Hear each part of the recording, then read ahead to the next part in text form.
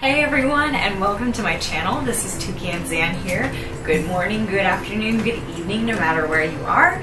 And thank you for coming to watch this video today. So this is day 6 of 30, and this one is going to be called, actually I don't know what it's going to be called. You'll have to find out when the video's up, because it's going to come to me when I'm making the video. But I just wanted to talk a little bit about the process. So this was the end result of the speed paint, and I figured today the video is probably going to be pretty short because this didn't take long to do.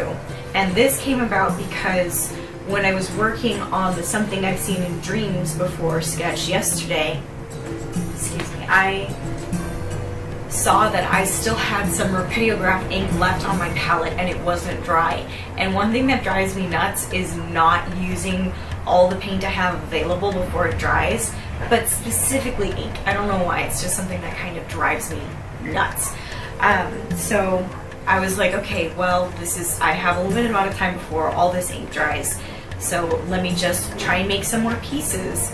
And so that's what I did. I took the same paper that I used for the cardboard saint piece, and this was literally, I just found these after years of neglect. Years, that's an exaggeration, maybe like a year and a half of neglect, randomly with some old sketchbooks that I had. So I took that and I cut the sheet in half so that I could have two smaller pieces to work on. And the other piece you're going to see tomorrow, so that's fun. And so I started off by cutting the pieces down the middle, and then I did something which I haven't been doing, and again, thank you Danica Sills for your knowledge and for sharing your information with us. I taped down my pieces on some foam board that I had wrapped in packing tape like she suggested, and I have to say that it works amazing.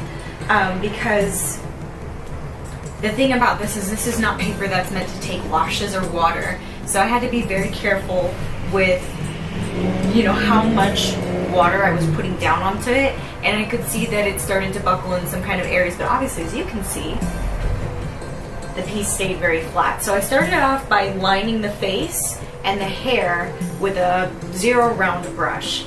And then I kind of put it aside to dry to work on the other piece while I still had the ink wet. And then I came back and I was like, I really want to keep this very simple, because the last few days I feel like the pieces have turned out great, but there have definitely been a few moments where I think every artist runs into this. You kind of peak and valley in your pieces. Like you start out and it looks really great, the undersketch is awesome, and then you start like messing with it and nitpicking at it, and you start coloring it and inking it, and you kind of go too far and you're like, oh, I don't like this anymore. But then you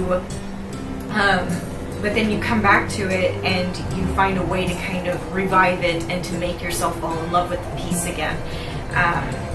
And I didn't want to have that experience with the next couple of pieces. I just wanted to keep it very simple, because I think for me, I'm starting to learn more and more that I really am so infatuated with the idea that less is more. And I mean, I'm so impressed by people who can do photorealism. It's not something that I have. I'm a self-taught artist and I'm still learning as I go. Thank you, YouTube. You have taught me so much. But I'm still like learning as I go, and I really find myself drawn to pieces that are very minimalist in style. So that's what I was trying to go for, a very simple aesthetic, black, white, and brown. It's a beautiful combination. It's very stunning. So after it dried, I took it back and I went in with the Sakura Jelly Roll pen in white, and I created just like a very simple cloak garment for her, and then I colored it in with the Higgins White Super White Pigment Drawing Ink. And I didn't use the calligraphy pen for this, I used the round brush again. And it was really fun to use because it seemed like the cardboard paper was just kind of absorbing it at first, but then when I took the hairdryer to it and I was drying it, it really just popped from the paper, and it gave it a very almost chalky kind of look, and I loved it so much. So I kind of blocked in 2 big pieces of white, and then I think I went in with my Micron my Micron Pigma 0.05 pen, and I did these details in here. So it's not, you'll see if you buy a print or if you want to buy the original, you'll see that the print isn't exactly specific because I didn't go in with a plan, right? I wasn't planning it, it just kind of came about freeform. So it's not perfect, and if you're OCD, don't buy this. If you don't mind that and you think it's pretty anyway, do buy this. So then I went in with the Sakura Jelly Roll again, and I did some more details here in the bottom of the cloak, and I added some highlights along her face.